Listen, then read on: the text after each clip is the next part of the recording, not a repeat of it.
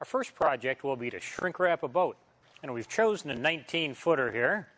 And all the same principles that work on this 19-footer will work on larger and smaller boats. What Ryan has done already is put in the center support, which runs from the highest point on the bow to the highest point on the stern. What this does is give you the strength and slope that you need to have snow and ice, water, whatever, run off the cover. Okay, Ryan is now going to put a buckle in, going side to side on the boat over the top of the support pole. As you can see, we have two uprights in this particular boat.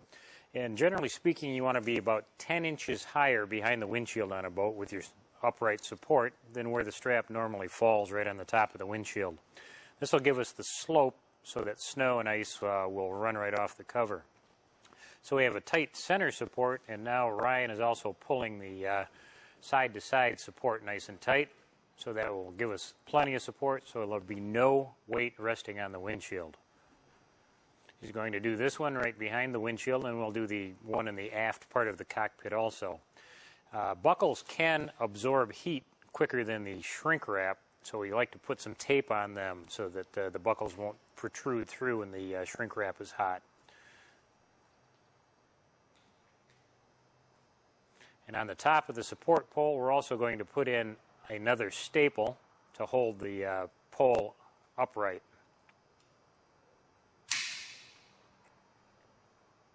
Ryan's going back to put a buckle in the strapping going side to side over the last pole in the boat in the back of the cockpit. Again, the buckles allow you to adjust the tension in the strapping, and the tighter the upright support structure is, the better. We don't want any movement where snow or ice could sit on the cover. Even our thinnest shrink wrap will hold 256 pounds per square foot, which, if it's laying inside of a boat cover, can cause some damage. So the support structure is very, very important.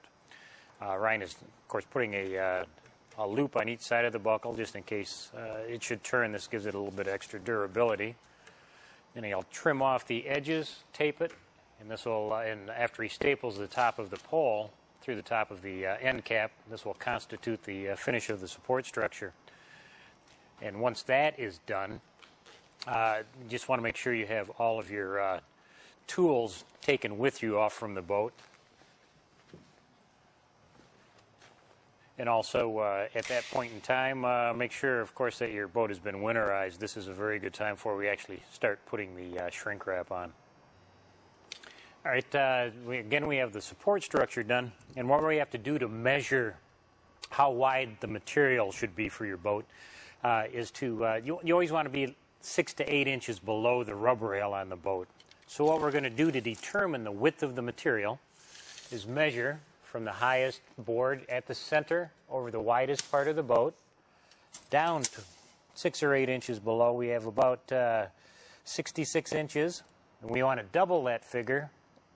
And our band is going to go right about here, our perimeter band, and we need another foot, 6 inches on each side, that we're going to tuck under the band. So we're going to have about a 12-foot piece of material here will work very well. Now the perimeter band goes around the hull horizontally, and again, this is going to be very tight, and this is what's going to hold the cover on. To hold this band up, though, the first thing we're going to do is tie some loops in the actual coming down from stanchion bases or grab rail, in this particular instance, using the same strapping. Now this is just a very simple loop that we're going to run the perimeter band through, and this will give us a nice straight line along the side of the boat also.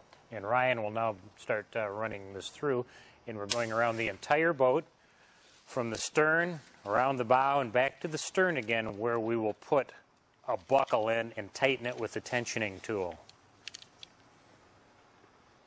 Ryan's coming around now with the perimeter band. Again, it's went around the entire boat, and we want to put a buckle in at the stern where we get an equal pull down both sides of the boat.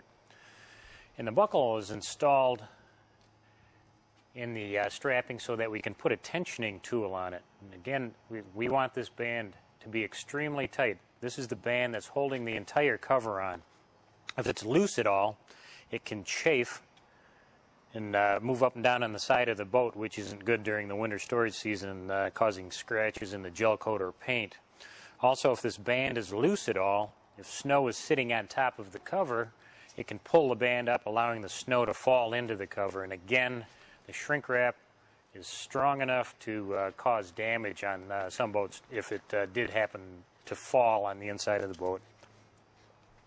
So Ryan's putting the tensioning tool on right now, and it easily slips onto the strapping. And you can put the strapping through any of the slots in the capstan, and he's starting to pull it tight. And we want to again make this just really, really tight. The strapping itself is a woven polyester cord, and it will stretch only about 1 or 2% just before it gets to its maximum break strength. So we're continuing to pull out. Then Ryan will go down and feel on the side of the boat to make sure it's tight enough before he cuts the strapping off. Ryan's now checking the tension in the side of the perimeter band. Again, we want this extremely tight. He'll also cover the fuel vent at this time. This is very important that the fuel vent be covered so no fumes are escaping. A simple piece of tape over the fuel vent will make that happen. Now, the fuel vent will probably be covered by the shrink wrap. So what Ryan is going to do is put a piece of tape below where the cover is going to go on the side of the boat so we can come back and remember where the fuel vent was, because we do want to open it up again before the after we actually have the cover on the boat. All of our rolls of shrink wrap are center slit material, so that means they have an opening in them. They're multi-fold. So if you order a 40-foot wide roll of material, it's not going to be 40-foot wide as it comes to you. You'll have multiple folds in it, and all of the material actually has a slit down the center. So as you put it on the object you're going to cover, it doesn't matter if it's a machine, boat, whatever, it will unfold equally in each direction. So it's very easy to apply, and it has a bit of slip in it also, so it unfolds easily. Also, the rolls of shrink wrap all come on a 3-inch cardboard core, so it's very easy to run a pipe through like on our film dispenser. And the film should be always off the ground. It has a lot of static electricity in it, which means that it's going to pick up dirt, gravel, and so on, and you do not want to drag that up and over a boat or machinery, because then you're getting dirt on it, which can cause abrasion and scratches.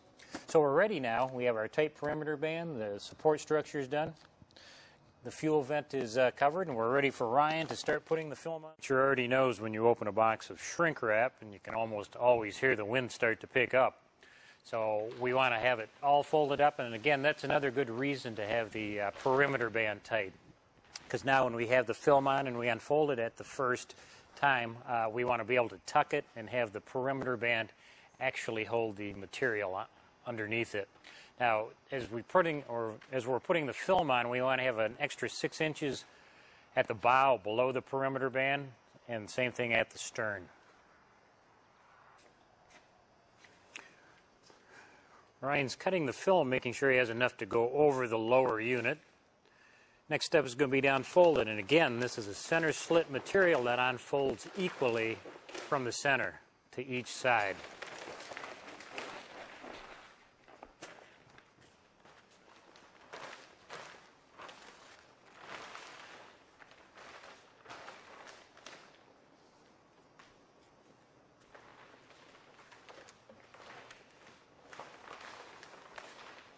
And you can see how easily it does unfold, and I was draping nicely. I'll cross it on the boat. Once Ryan has it unfolded, he's going to tuck a little bit at the bow and at the stern and on along by the near the windshield also, just to make sure that it holds on. And we really don't need that much to extra below the perimeter band to tuck under.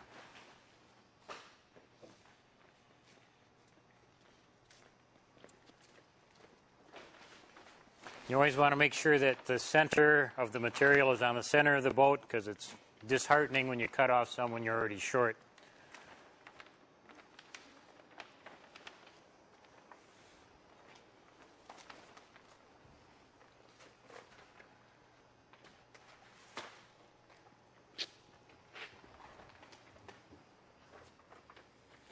find a couple of pleats up near the bow, and then the next pleat will be near the windshield, and then we'll have one at the transom corners also.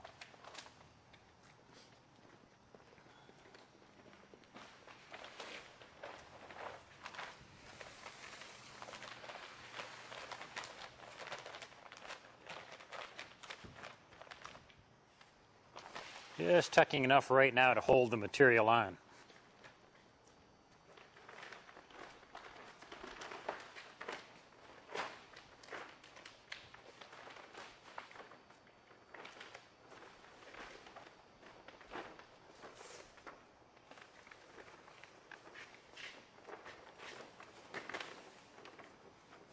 And again, this is where a tight perimeter band is necessary to make sure that the film does stay on until we have a chance to heat weld it with the heat tool.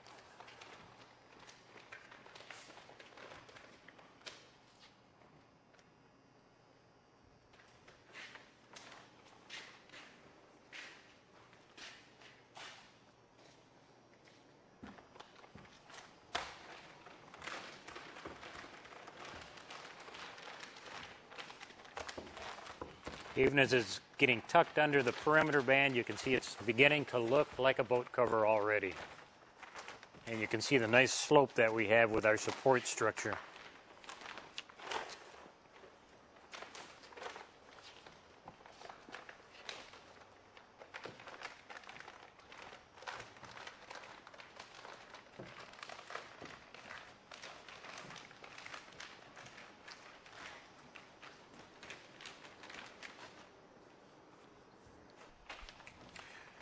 Ryan's finishing tucking along the sides and working towards the bow. And once we get to the bow, we have a special way of cutting out the excess material so that you get a much neater and more durable type of bow. And Ryan just went by the windshield, and you can see that there's always a pleat near the side of the windshield on all boats. And we just like to put the pleat towards the stern just as a standard type of operation in case the boat will be towed anywhere. And on this particular boat, we don't really have much of a pleat as we get towards the bow. On some boats, you'll find that there is a pleat. Now at the bow, there is always excess material. A lot of people just fold it over and try and heat weld it all together. But as you can see, the easiest way is to cut out the excess. So Ryan just moved the film out a few inches forward of the bow, followed the shape of the bow down, and now he just can tuck it in either direction, overlap it and tuck it. Ryan has the entire cover tucked under the perimeter band around the boat. Now it's time to use the heat tool to make a heat weld. So we're actually putting a hem in the cover where he'll run the heat tool in a horizontal fashion, the flame itself, right above the perimeter band. And he's using the back of his hand to pat the material, and that fuses the pieces together so the perimeter band is actually sealed into the base of the cover. You only need a couple inches of heat weld to actually make it work well. Now, as you come to a pleat, you want to do the pleats at the same time as you're going around the boat, so when you're done going around, you're ready to begin shrinking the cover. So same thing, you shoot heat into the pleats, pat it shut with the back of your hand, making sure that you're wearing your glove. Again, the heat will be horizontal, just above the perimeter band. This is a beautiful use of the shrink wrap, or the shrink fast heat tool. And it goes very quickly. This is why you only want a couple or 3 or 4 inches of material tucked in above the perimeter band.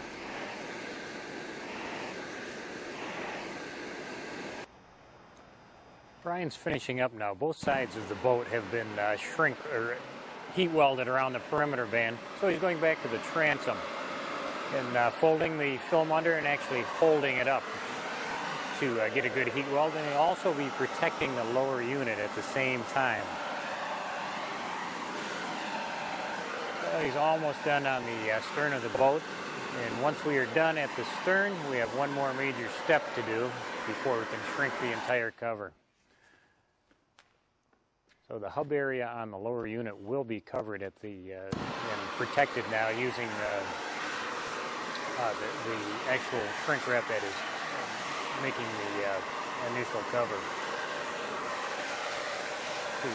Ryan is actually reaching up and holding the material around the band and heat welding. And then as he comes to the lower unit, he'll fold it over and just tuck it basically to protect it and keep water from getting into the hub. Almost complete.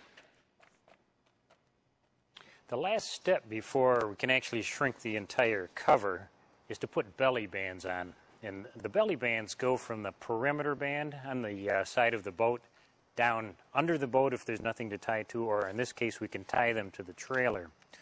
And no matter how tight we have our perimeter band, when we put the heat to it with the heat gun and actually start shrinking the cover, it has a natural tendency to pull the perimeter band up, and then we don't get the shrink out of the wrap itself, it's just from pulling the band up. So the belly bands are installed to hold the perimeter band where it initially was. We don't want to pull it too tight, but we want to keep the perimeter band in the same general area of where it was. And on a power boat, we generally need about a belly band every 6 to 8 feet. Now on this boat, we're going to put one right by the windshield and also closer to the back of the boat. We don't need anything in front of the windshield just because of the shape of the hull will hold the perimeter band down. On sailboats, you need more belly bands only because of the shape of the hull. Doesn't afford the perimeter band anything to attach to, so it has more of a tendency to rise. And this is the only time you actually have to use a jackknife or a regular bladed knife that's exposed to cut in a horizontal fashion right above the perimeter band. Remember, again, to cut horizontally, you never want to cut the perimeter band. That's very unrewarding. And the belly bands don't have to be extremely tight. Again, just taut enough to hold the perimeter band right where it was when we initially installed it. And once these bands are on, we can start the shrinking process. Ryan's tucking the end and we're all set. Now we have the belly bands on, and Ryan is starting at the stern. And we're going to start and shrink from the perimeter band, and we're going to pick a section on the boat. And the section is right to the top of the cockpit area. And what we're going to do is shrink from the base. You always want to shrink from the bottom. Let the heat work for you. So Ryan is starting at the bottom, and he's going to shrink up and to the top of the coaming on the boat. And what that is going to do is start pulling the excess plastic out of the top. You can see it shrinks very quickly, and especially because we're starting at the bottom and letting the heat rise. Now he's going to stop right here and before he gets to the top, and we're going to go around the entire boat up that far, so it's going to pull out excess. And we'll start to tighten the boat very nicely, and we won't have to shrink the top as much.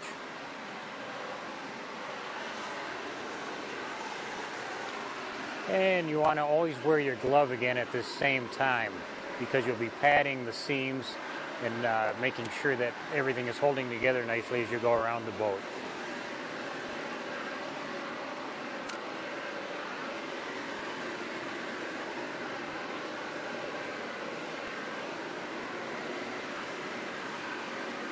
See, Ryan is hitting the film nicely. It's very similar to spray painting, where you're applying heat in the same kind of fashion. You get the material to start shrinking, and where it's not shrunk, you'll see wrinkles form. So it gives you a clue as to what you've hit and what you've missed.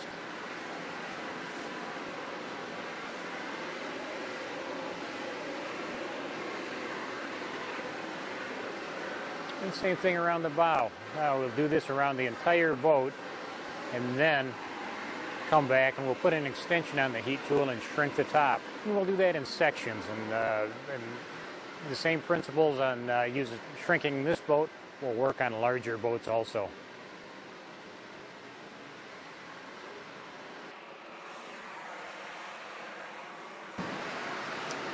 Ryan has went all the way around the boat up to the edge of the coaming and so on, and now we can do the top. And you can see the center support strap and where we've also put in the wooden uprights. And you want to actually shrink it section by section if you have the opportunity. And that's what Ryan is doing right now. So the shrink wrap will actually stop shrinking at the strapping going down the center and across the unit. The cover is all shrunk. Ryan is going back right now to remove the tape over the fuel vent so it can breathe through the storage season. He ripped off the small piece of tape that marked where the vent is. Now he's just cutting a small hole to have access to the fuel vent. Once he has that open, he can pull the tape off. And then we're going to put a vent over it so that it can breathe properly. And we're going to use one of our DS683 self-adhesive vents. So Ryan's peeling the backing off of the vent so the adhesive is exposed, putting it over the hole, reaching inside to make sure that there's good adhesion between the shrink wrap and the adhesive on the vent. And it's simply a matter of putting the cap on. And now the vent can breathe during the storage season. One of the last steps after the cover is actually shrunk is to install the door. And doors are put on with tape around the perimeter. They should be put in on a surface that is not entirely flat. We want a little bit of slope so that they don't have a lot of weight resting on them. The door should look like a great big U as you're facing it, with the bottom of the U facing down towards the bottom of the boat where you're going to have access. Then simply tape around the perimeter of the unit, press the tape down completely to eliminate any air bubbles or loose edges, and then after it's taped, we can cut out the center of the door and have access.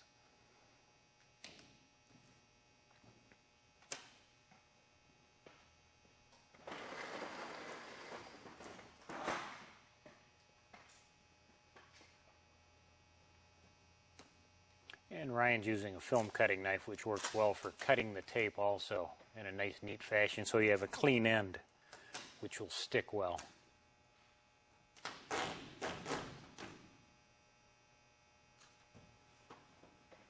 Doors do not have to be heated in, and you should not put heat onto the doors because it can deform them where they will not open and close.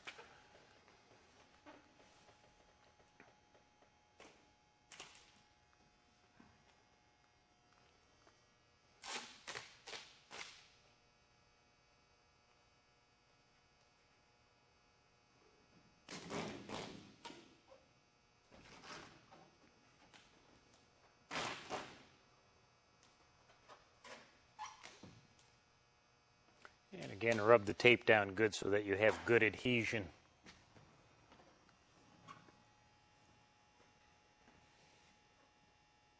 Now we can just unzip the door using the film knife, cut out the center, and you can have access.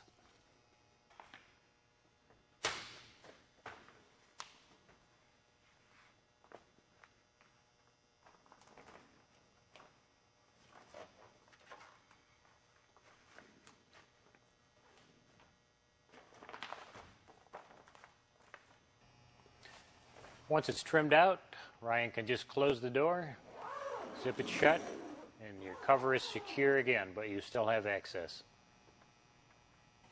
Ryan is also taping the seams and pleats just so that they don't come open. Occasionally, there's not enough heat put in to make a good heat weld, so they will come open after a few days of sitting, but a simple strip of tape will keep them closed for the entire storage season. And the last step is to ventilate the cover. And we're going to use more of the 683 vents. And we want enough vents in the cover to have cross-flow ventilation. So on a boat this size, this 19-foot boat, I would put in 4 vents. It never hurts to over-ventilate. You want to have as much airflow as possible to keep moisture down. And so your boat will be dry and fresh when you open it up again. And also the vents travel down the road good. So if this boat is going to be, or machine would be transported, you can still use the same vents.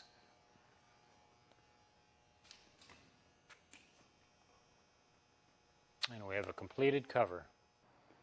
Thanks for following along with us today while we install the professional and durable shrink wrap cover. As you can see, it's fully ventilated.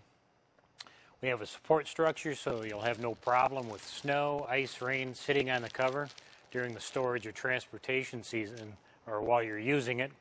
And the final thing is, what do you do with the cover when you take it off? Well, we have a recycling program that works coast to coast in the United States, also in Canada.